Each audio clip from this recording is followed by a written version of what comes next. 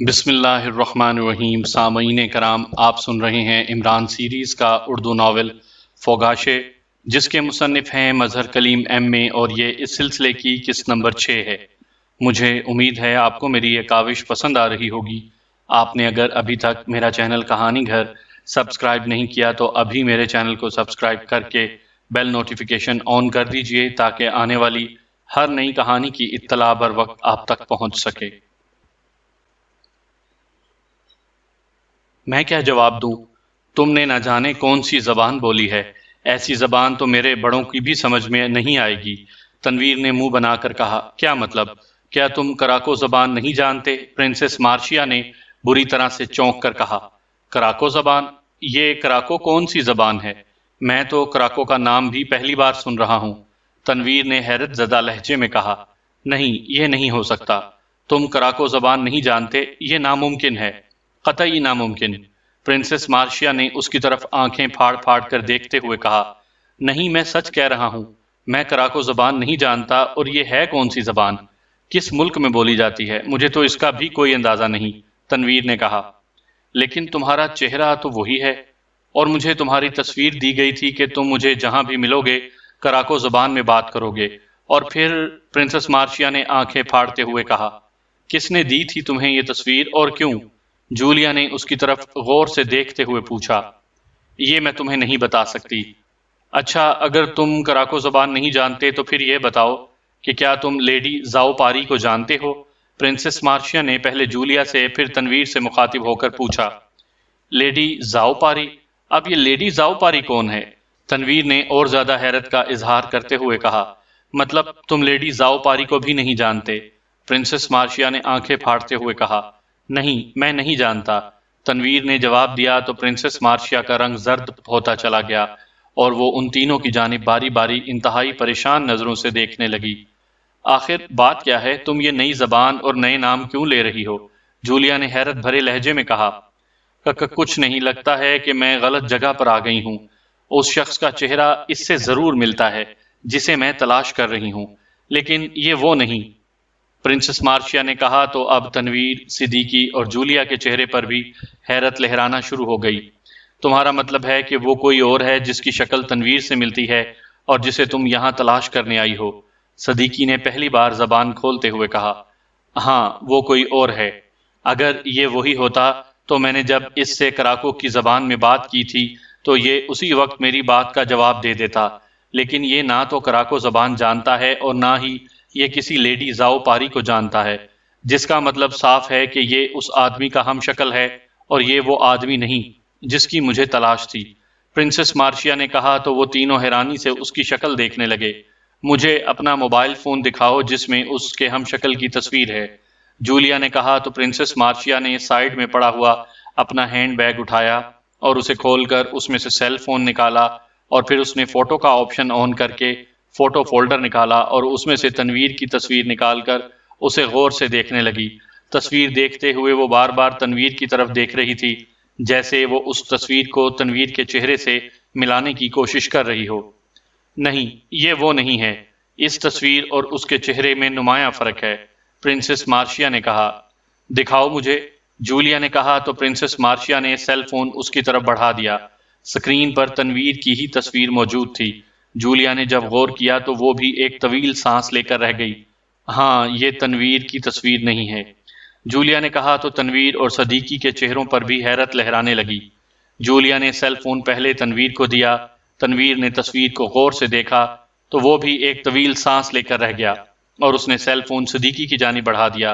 صدیقی نے پہلے تصویر اور پھر تنویر کا چہرہ دیکھا تو اس کے ہونٹوں پر مسکراہٹ آ گئی۔ اس تصویر اور تنویر کی شکل و صورت آپس میں ضرور ملتی ہے، لیکن تصویر کی آنکھیں تنویر کی آنکھوں سے قدرے چھوٹی ہیں اور اس کی ناک بھی لمبی ہے اور قدرے نوکیلی ہے۔ تصویر میں واضح فرق تصویر کی گردن اور تنویر کی گردن میں نمایاں ہے۔ تصویر کی گردن پتلی ہے جبکہ تنویر کی گردن خاصی بڑی اور مضبوط دکھائی دے رہی ہے، جس سے پتہ چلتا ہے کہ یہ تصویر تنویر کی نہیں ہے، صدیقی نے کہا۔ میں نے پہلے اس تصویر کو غور سے نہیں دیکھا تھا، ورنہ مجھے پتہ چل جاتا کہ یہ میری تصویر نہیں ہے اور پرنسس مارشیا مجھے نہیں بلکہ میرے کسی ہم شکل کو ڈھونڈتی پھر رہی ہے، تنویر نے کہا۔ میں بھی تمہاری شکل دیکھ کر چونکی تھی، تمہارے چہرے کے خد و خال کافی حد تک تصویر سے ملتے ہیں، لیکن تم وہ نہیں ہو۔ اس کا مطلب ہے کہ میں نے یہاں آ کر محض اپنا وقت ہی برباد کیا ہے، اور اب میرے پاس وقت بھی بہت کم ہے کہ اب میں تصویر والے کو تلاش کر سکوں۔ پرنسس مارشیا نے ایک طویل سانس لیتے ہوئے انتہائی مایوس بھرے لہجے میں کہا، کیا تم کسی مصیبت میں ہو؟ جولیا نے اس کی طرف غور سے دیکھتے ہوئے پوچھا۔ ہاں، میں ایک بہت بڑی مصیبت میں مبتلا ہوں۔ شام تک مجھے یہ آدمی نہ ملا، اور میں اسے ملے بغیر کارمن چلی گئی تو لیڈی زاؤ پاری میرا جینا حرام کر دے گی، اور ہو سکتا ہے کہ وہ مجھے ہلاک ہی کر دے۔ وہ بے حد ظالم اور خطرناک عورت ہے، پرنسس مارشیا نے پریشانی کے عالم میں کہا۔ کیا لیڈی زاؤ پاری کا تعلق انڈر ورلڈ سے ہے؟ جولیا نے پوچھا۔ نہیں، اس کا تعلق انڈر ورلڈ سے نہیں ہے، لیکن پرنسس مارشیا کہتے کہتے رک گئی۔ لیکن کیا؟ جولیا نے پوچھا۔ کچھ نہیں، مجھے اب یہاں سے جانا ہے۔ ابھی میرے پاس وقت ہے، ہو سکتا ہے کہ میری فلائٹ سے پہلے مجھے یہ آدمی کہیں مل جائے۔ مجھے بس اسے ایک چیز دینی ہے اور اس تک لیڈی زاؤ پاری کا پیغام پہنچانا ہے، اور بس پھر میرا کام ختم ہو جائے گا اور میں اطمینان اور بغیر کسی خطرے کے کارمن پہنچ سکتی ہوں۔ پرنسس مارشیا نے کہا۔ نہ تم اس آدمی کا نام جانتی ہو اور نہ ہی تمہارے پاس اس کا کوئی ایڈریس ہے، پھر تم اسے کیسے تلاش کر سکتی ہو، اور وہ بھی اتنے کم وقت میں، جبکہ شام کو تمہاری واپسی کی فلائٹ ہے؟ جولیا نے حیرت بھرے لہجے میں کہا۔ کچھ نہ کچھ تو کرنا ہوگا، ورنہ مجھے اپنی زندگی کا چراغ بجھتا ہوا محسوس ہو رہا ہے، پرنسس مارشیا نے کہا۔ ایک کام کرتے ہیں، ہم تمہارے ساتھ چلتے ہیں اور تمہارے ساتھ اس آدمی کو تلاش کرتے ہیں، اور کچھ نہیں تو اس طرح تمہاری مدد بھی ہو جائے گی، اور لیڈی زاؤ پاری سے جو تمہاری جان کا خطرہ ہے وہ بھی ختم ہو جائے گا۔ جولیا نے کہا۔ کیا واقعی تم میری مدد کر سکتی ہو؟ پرنسس مارشیا نے کہا۔ ہاں، کیوں نہیں، ہم اس آدمی کی تلاش میں تمہاری بھرپور مدد کر سکتے ہیں، جولیا نے کہا۔ لیکن کیسے؟ تمہیں کیا معلوم کہ یہ کون ہے اور کہاں رہتا ہے؟ پرنسس مارشیا نے کہا۔ جس طرح تم اس آدمی کو تلاش کرنے کے لیے اندھیرے میں تیر چلا رہی ہو، اسی طرح ہم بھی چند تیر چلا کر دیکھ لیتے ہیں۔ ہو سکتا ہے کہ کوئی تیر نشانے پر لگ جائے اور اس کے بارے میں کچھ نہ کچھ پتہ چل جائے۔ تم بس یہ بتا دو کہ کیا اس آدمی کا تعلق کسی سے ہے؟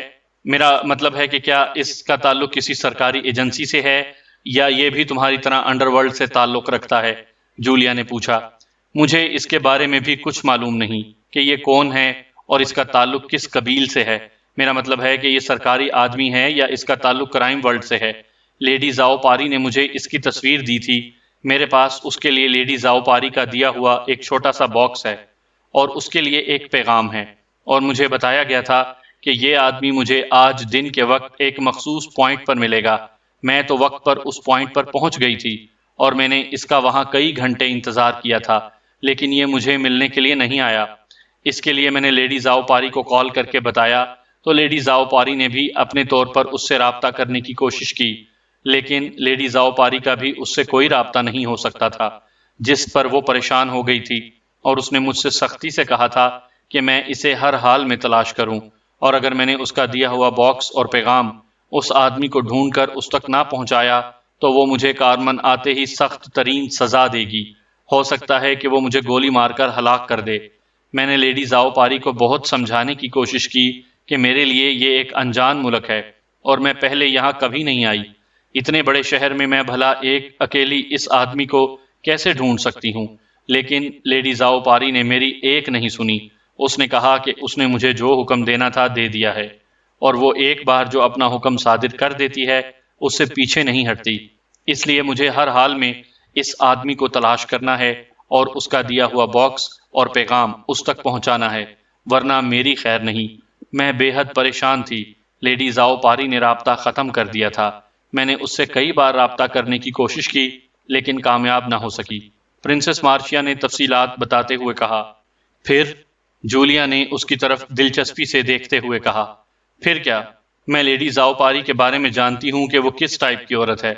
اس کے منہ سے نکلا ہوا حکم واقعی پتھر کی لکیر ہوتا ہے، اور اگر کوئی اس کے حکم پر عمل نہ کرے تو وہ اسے سخت ترین سزا دیتی ہے اور اسے موت کے گھاٹ بھی اتار دیتی ہے۔ اس نے مجھے چونکہ حکم دے دیا تھا، اس لیے میں اب کچھ نہیں کر سکتی تھی سوائے اس کے کہ میں شہر بھر کا چکر لگاتی پھروں اور اس آدمی کو تلاش کروں۔ اسی مقصد کے لیے میں نے ایک رینٹ کار ڈیلر کو بھاری مالیت کا چیک دے کر کار رینٹ پر لی ہے۔ پرنسس مارشیا نے ایک طویل سانس لیتے ہوئے کہا، کوئی بات نہیں، ہم تمہارا ساتھ دیں گے تو یہ آدمی ہمیں کہیں نہ کہیں ضرور مل جائے گا، جولیا نے کہا۔ میرا خیال ہے کہ میں اپنے باقی ساتھیوں کو بھی بلا لیتا ہوں، ہم سب مل کر مختلف جگہوں پر اس نامعلوم آدمی کو تلاش کرتے ہیں، اگر یہ آدمی اسی شہر میں ہے تو پھر اس کا سراغ مل ہی جائے گا، صدیقی نے کہا۔ اور اگر نہ ملا تو؟ پرنسس مارشیا نے کہا۔ تو پھر تمہاری قسمت، تنویر نے کہا۔ اگر تمہیں واقعی لیڈی زاؤ پاری سے اپنی جان کا اتنا ہی خطرہ ہے تو پھر تم اس کے لیے کام ہی کیوں کرتی ہو، جبکہ تم خود کو پرنسس مارشیا کہتی ہو؟ پرنسس مارشیا، جس کے نام سے تمہارے کہنے کے مطابق انڈر ورلڈ کے ساتھ ساتھ سرکاری ایجنسیاں بھی کانپتی ہیں، اگر یہ سب سچ ہے تو پھر تمہارا لیڈی زاؤ پاری سے اس قدر خوفزدہ ہونا کچھ سمجھ میں نہیں آ رہا، جولیا نے کہا۔ تو اس نے تمہیں میرے بارے میں ساری باتیں بتا دی ہیں، پرنسس مارشیا نے تنویر کی طرف دیکھتے ہوئے کہا، اور ایک طویل سانس لیتے ہوئے کہا، ہاں، تمہاری تسلی کے لیے میں تمہیں بتا دیتی ہوں کہ ہم عام افراد نہیں ہیں، ہمارا تعلق جاسوسی کے ایک اہم ادارے سے ہے، اور ہمارے لیے شہر سے کسی آدمی کو تلاش کرنا مشکل نہیں ہو سکتا۔ جولیا نے کہا تو پرنسس مارشیا بے اختیار چونک پڑی۔ جاسوسی ادارہ؟ کون سا ادارہ ہے تمہارا؟ پرنسس مارشیا نے حیرت بھرے لہجے میں کہا، سوری، ہم تمہیں اپنے ادارے کا نام نہیں بتا سکتے، تم بتاؤ، اگر تم واقعی ہم سے تعاون چاہتی ہو اور اس آدمی کو ڈھونڈنا چاہتی ہو تو ہمیں ساری بات بتا دو۔ میرا تم سے وعدہ ہے کہ اگر تم، یہ آدمی اور تمہاری مدام لیڈی زاؤ پاری پاکیشیا کے خلاف کوئی کام نہیں کر رہے ہیں تو ہم تمہیں یہاں آنچ بھی نہیں آنے دیں گے، اور اس آدمی کی تلاش میں بھرپور انداز میں تمہارا ساتھ بھی دیں گے، جولیا نے کہا۔ میں یہاں پاکیشیا کے خلاف کوئی کام کرنے کے لیے نہیں آئی ہوں، میں تمہیں بتا چکی ہوں کہ میرا کام اتنا ہے کہ میں اس آدمی کو تلاش کروں جو تمہارے اس ساتھی کا ہم شکل ہے، اور میں اس سے مل کر اسے لیڈی زاؤ پاری کا باکس اور اس کا پیغام دوں، اور بس۔ اس کے بعد نہ میرا لیڈی زاؤ پاری سے کوئی تعلق رہے گا اور نہ ہی اس آدمی سے، پرنسس مارشیا نے کہا۔ کیا تم بتا سکتی ہو کہ باکس میں کیا ہے اور اس نامعلوم آدمی کے لیے لیڈی زاؤ پاری کا پیغام کیا ہے؟ جولیا نے اس کی طرف غور سے دیکھتے ہوئے پوچھا۔ باکس پیکڈ ہے اور پیغام بھی سیلڈ ہے، اس لیے مجھے اس بات کا علم نہیں ہے کہ باکس میں کیا ہے اور لیڈی زاؤ پاری نے پیغام میں کیا لکھا ہے، پرنسس مارشیا نے کہا۔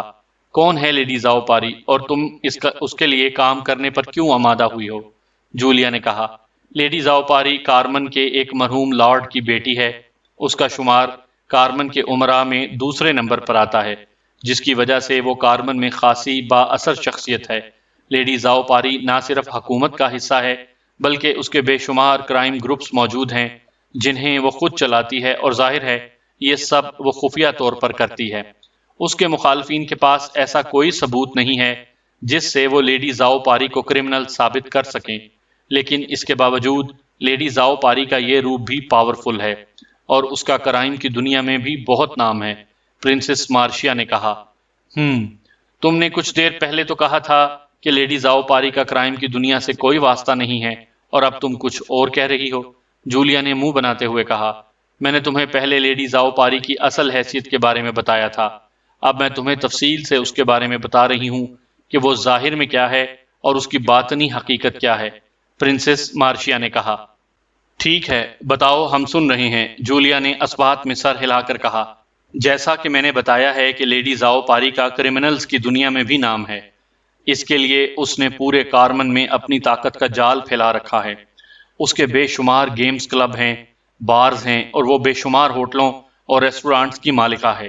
میں لیڈی زاؤ پاری کے ایک گیم کلب میں گیمز کھیلتی تھی، اور میری یہ عادت اس قدر پختہ ہو گئی تھی کہ میں تقریباً ہر روز ہی اس گیم کے کلب میں گھسی رہتی تھی اور وہاں جا کر بڑے بڑے داؤ کھیلتی تھی۔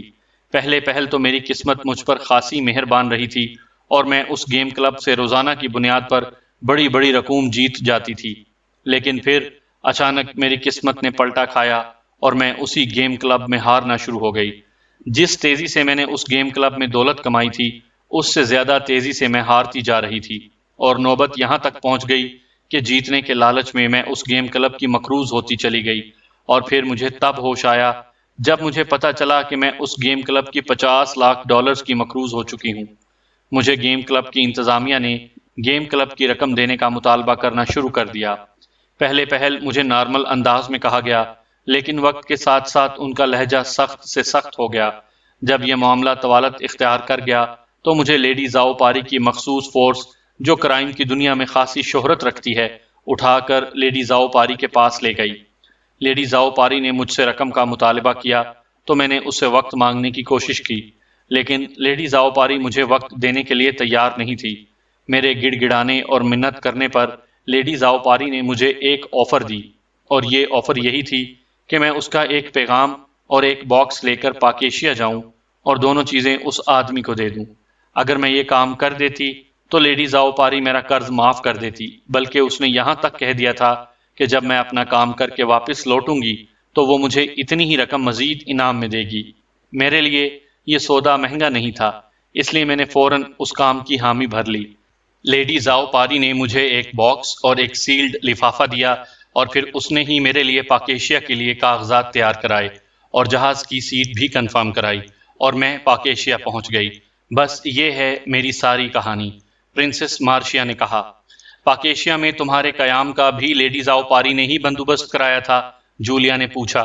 نہیں، یہاں آ کر میں کسی ہوٹل میں اپنی رہائش کا خود ہی بندوبست کر سکتی تھی۔ میں یہاں ایک سیاح کی حیثیت سے آئی تھی اور میرا قیام مختصر سا تھا۔ پاکیشیا پہنچنے پر لیڈی زاؤ پاری نے مجھے فون کال کی تھی اور مجھے ایک مقام کے بارے میں بتایا تھا، اور یہ تصویر مجھے MMS کر دی تھی۔ اس کا کہنا تھا کہ مجھے مقررہ وقت پر اس جگہ پہنچنا ہے اور اس کے سامنے مجھے کراکو زبان میں بات کرنی ہے۔ میری بات کا جواب وہ کراکو زبان میں ہی دے گا، اور میں اس کی دو نشانیاں دیکھ کر اسے باکس اور لفافہ دے دوں گی۔ میں اس جگہ پہنچ گئی، لیکن گھنٹوں انتظار کے بعد بھی وہ آدمی نہیں آیا تو میں نے اس بات کی اطلاع لیڈی زاؤ پاری کو کر دی۔ لیڈی زاؤ پاری نے مجھے مزید انتظار کے لیے کہا، اور پھر اس نے 2 گھنٹوں کے بعد دوبارہ مجھے کال کر کے بتایا کہ اس کا اس شخص سے رابطہ نہیں ہو رہا ہے، اس لیے میں اسے شہر میں تلاش کروں اور ہر قیمت پر اسے تلاش کر کے اس تک اس کا باکس اور لفافہ پہنچا دوں، ورنہ کارمن واپسی پر اس کی فورس مجھے پکڑ کر اس کے پاس لے جائے گی، اور اس بار لیڈی زاؤ پاری مجھے شدید اذیتوں سے دوچار کرے گی، اور وہ مجھے گولی مار کر ہلاک بھی کر سکتی ہے۔ چنانچہ میں نے اس آدمی کی تلاش شروع کر دی، لیکن ابھی تک میں اس آدمی کو تلاش نہیں کر سکی ہوں، کیونکہ میں اس کا نام نہ جانتی ہوں اور نہ ہی اس کا ایڈریس۔ پرنسس مارشیا نے مسلسل بولتے ہوئے کہا۔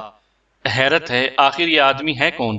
اگر لیڈی زاؤ پاری نے ہر حال میں اسے پیغام اور باکس پہنچانا تھا تو اسے کم از کم تمہیں اس آدمی کا نام تو بتا دینا چاہیے تھا، صدیقی نے کہا۔ اب تم بتاؤ میں کیا کروں؟ اگر میں اسی طرح واپس چلی گئی تو میرا کارمن میں داخلہ مشکل ہو جائے گا، اور ہو سکتا ہے کہ لیڈی زاؤ پاری واقعی مجھے گولی مار کر ہلاک کر دے، پرنسس مارشیا نے پریشانی کے عالم میں کہا۔ وہ باکس اور لفافہ کہاں ہے جو تمہیں لیڈی زاؤ پاری نے دیا تھا؟ صدیقی نے پوچھا۔ تم کیوں پوچھ رہے ہو؟ پرنسس مارشیا نے اسے تیز نظروں سے گھورتے ہوئے کہا۔ ویسے ہی پوچھ رہا ہوں، اگر تم نہ بتانا چاہو تو کوئی بات نہیں ہے، صدیقی نے کہا۔ دونوں چیزیں جہاں بھی ہیں میرے پاس محفوظ ہیں، پرنسس مارشیا نے سخت لہجے میں کہا۔ ٹھیک ہے، ہم تمہاری یہ مشکل حل کر دیتے ہیں، ہم تمہارے لیے اس آدمی کو تلاش کریں گے۔ ابھی تمہاری فلائٹ میں 3 گھنٹے باقی ہیں، اور ہمیں امید ہے کہ ان 3 گھنٹوں میں ہم اس آدمی کو تلاش کرنے میں ضرور کامیاب ہو جائیں گے، جولیا نے کہا۔ کیا تمہیں یقین ہے کہ 3 گھنٹوں میں تم اس آدمی کو ڈھونڈ لو گی؟ پرنسس مارشیا نے اس کی طرف امید بھری نظروں سے دیکھتے ہوئے پوچھا۔ ہاں بالکل، تم چاہو تو ہمارے ساتھ چل سکتی ہو، اور اگر چاہو تو یہاں رک کر آرام کر سکتی ہو۔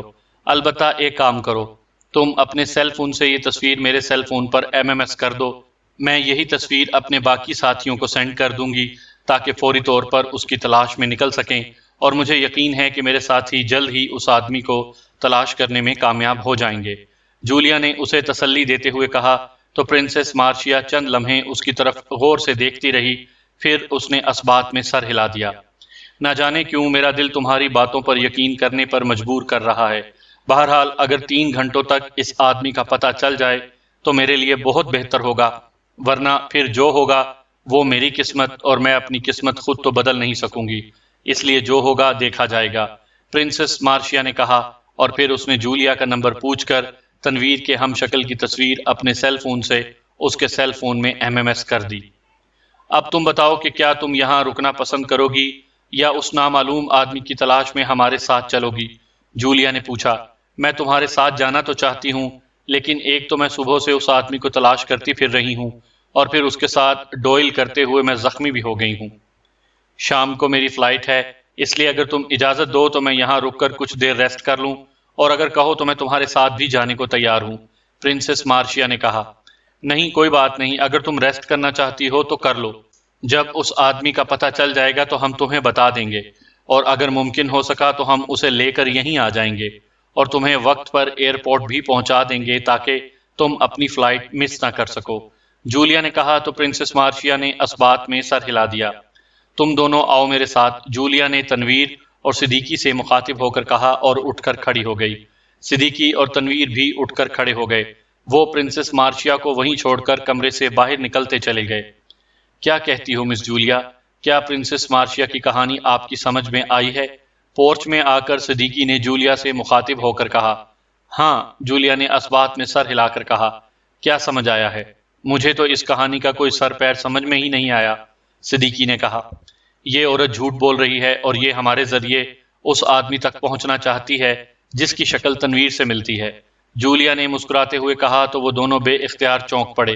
کیا مطلب؟ دونوں نے ایک ساتھ کہا۔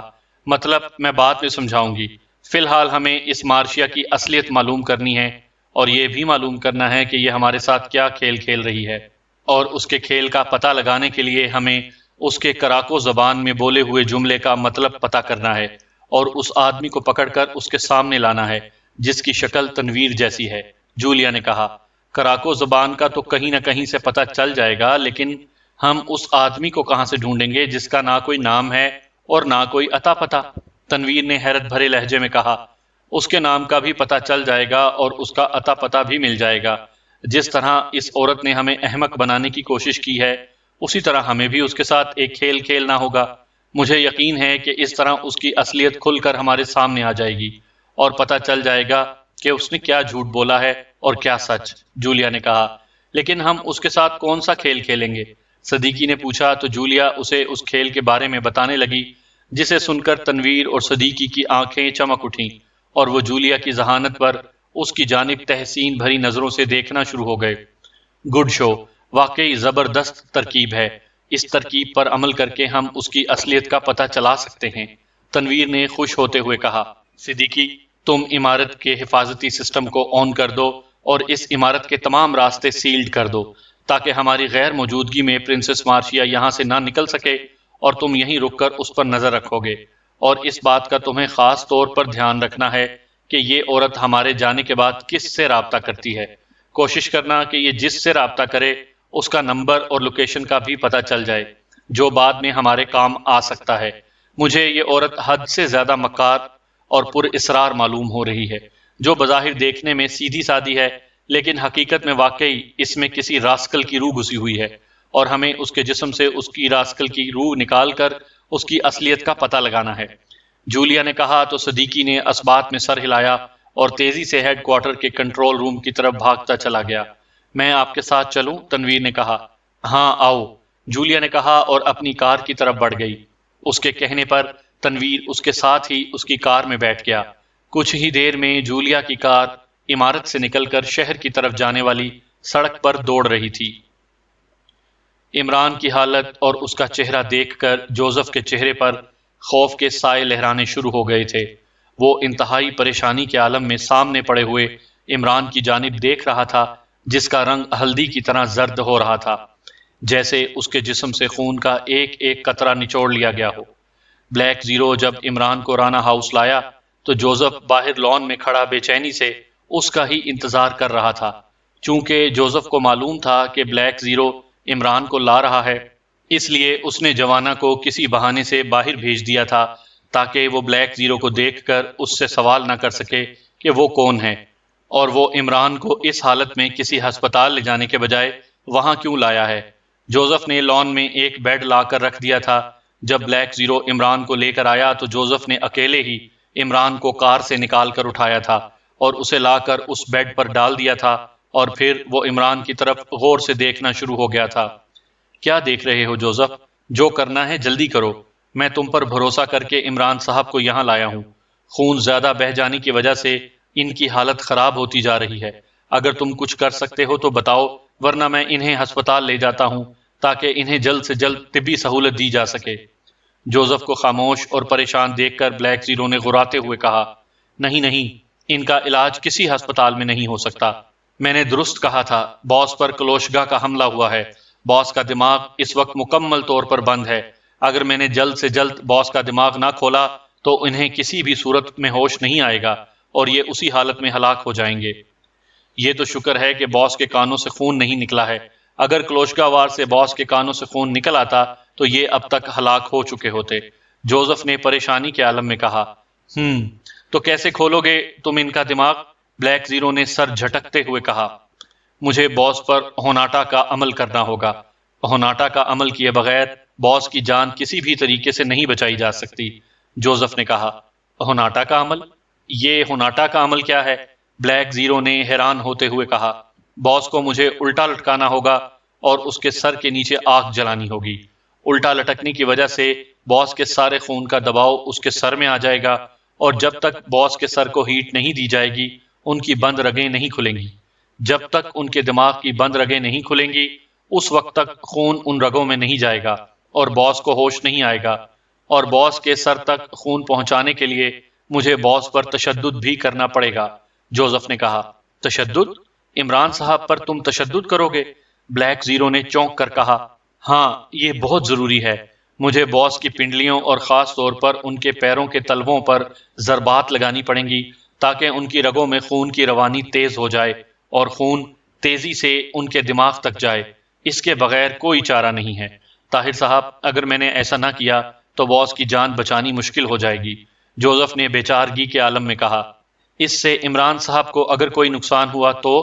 بلیک زیرو نے تشویش زدہ لہجے میں پوچھا، نہیں، اگر میں نے ٹھیک طریقے سے ہوناٹا کا عمل مکمل کر لیا تو باس کو کوئی نقصان نہیں ہوگا اور یہ جلد ہی ہوش میں آ جائیں گے اور ان کی جان بھی بچ جائے گی۔ جوزف نے کہا، تو ٹھیک ہے، جو کرنا ہے جلدی کرو۔ عمران صاحب کی یہ حالت میرے لیے انتہائی پریشان کن ہے۔ مجھے ان کی سانسوں کے ساتھ اپنی سانسیں بھی رکتی ہوئی محسوس ہو رہی ہیں۔ اگر خدا نخواستہ انہیں کچھ ہو گیا تو میں تمہیں اور خود کو کبھی معاف نہیں کر سکوں گا، کیونکہ میں انہیں تمہارے کہنے پر یہاں لایا ہوں۔ بلیک زیرو نے کہا، آپ فکر نہ کریں، جوزف کے ہوتے ہوئے باس کو کچھ نہیں ہوگا۔ باس کو کچھ ہونے سے پہلے اس کا یہ غلام اپنی جان دے دے گا۔ جوزف نے اعتماد بھرے لہجے میں کہا، گڈ شو، چلو اب جو کرنا ہے جلدی کرو۔ بلیک زیرو نے کہا، تم باس کا دھیان رکھو، میں نے آدھا انتظام تو کر دیا تھا، باقی کا انتظام بھی کرتا ہوں اور پھر ہم مل کر باس کو ہوناٹا کے عمل سے گزاریں گے۔ جوزف نے کہا اور پھر وہ تیزی سے ایک طرف دوڑتا چلا گیا۔ بلیک زیرو عمران کی طرف غور سے دیکھ رہا تھا، اس سے رہا نہ جا رہا تھا اور وہ بار بار عمران کی سانس اور اس کی نبض اور اس کے دل کی دھڑکن چیک کر رہا تھا۔ عمران کی سانس، نبض اور دل کی دھڑکن کی رفتار مسلسل کم سے کم ہوتی جا رہی تھی۔ اس کا جس طرح سے رنگ زرد ہو رہا تھا اس سے بلیک زیرو کو اور زیادہ تشویش لاحق ہونا شروع ہو گئی۔ ناک سے نکلنے والا خون رک چکا تھا، لیکن جتنا بھی خون نکلا تھا اس سے عمران کے چہرے پر موت کی حد تک زردی پھیل چکی تھی۔ جوزف نے رانا ہاؤس کے گارڈن میں دو بڑے بڑے بانس گاڑ رکھے تھے جن کی اونچائی 10 فیٹ تھی۔ ان دونوں بانسوں کے ساتھ ایک اور بانس کو زمین میں گاڑے ہوئے بانسوں کے کنارے سے باندھ دیا گیا۔ اوپر بندھے ہوئے بانس کے درمیانی حصے میں ایک رسی بندھی ہوئی تھی، شاید اس نے پہلے سے ہی عمران کو وہاں الٹا لٹکانے کی تیاری کر لی تھی۔ جوزف سٹور سے نہ جانے کیا کیا لا کر ان بانسوں کے پاس جمع کرتا جا رہا تھا۔ جوں جوں وقت گزرتا جا رہا تھا بلیک زیرو کی بے چینی بڑھتی جا رہی تھی۔ تھوڑی ہی دیر میں جوزف واپس آ گیا اور اس کے ہاتھ میں مٹی کا ایک پیالہ تھا جس میں ہلکے سبز اور نیلے رنگ کا ایک لیپ سا بنا ہوا تھا۔ میں باس کی حفاظت کے لیے کیاناسی اور شاموگی کی جڑی بوٹیوں کا لیپ بنا لایا ہوں۔ یہ لیپ مجھے باس کے زخموں پر لگانا ہے، اس سے باس کے زخم جلد ٹھیک ہو جائیں گے، اور یہ لیپ مجھے باس کے سر اور ان کے چہرے اور گردن پر بھی ملنا ہے تاکہ باس آگ سے محفوظ رہ سکیں اور ان کا سر اور چہرہ آگ میں جھلس نہ جائے۔ جوزف نے کہا تو بلیک زیرو نے اسبات میں سر ہلا دیا۔ جوزف عمران کے سرہانے بیٹھ گیا اور اس نے تیزی سے لیپ عمران کے سر اور اس کے چہرے کے ساتھ ساتھ اس کی گردن پر بھی لگانا شروع کر دیا۔ عمران کا چہرہ مکمل طور پر اس لیپ میں چھپ گیا۔ لیپ کا کچھ بچا ہوا حصہ جوزف نے اپنی مٹھی میں لے لیا تھا۔ طاہر صاحب، آپ باس کا منہ کھولو، مجھے ان جڑی بوٹیوں کا کچھ رس باس کے منہ میں بھی ٹپکانا ہے تاکہ ان کا جتنا خون ضائع ہوا ہے وہ دوبارہ بن سکے۔ جوزف نے کہا تو بلیک زیرو نے اثبات میں سر ہلا دیا اور اس نے عمران کے سر کے پاس آ کر اس کا منہ کھول دیا۔ جوزف نے اپنی مٹھی عمران کے منہ پر رکھ کر زور سے بھینچنی شروع کر دی۔ اس کی مٹھی میں موجود جڑی بوٹیوں کا رس قطروں کی شکل میں نکل کر عمران کے حلق میں ٹپکنا شروع ہو گیا۔ جوزف چند لمحے بوٹیوں کے رس کے قطرے عمران کے حلق میں ٹپکاتا رہا، پھر اس نے ہاتھ پیچھے کر لیا۔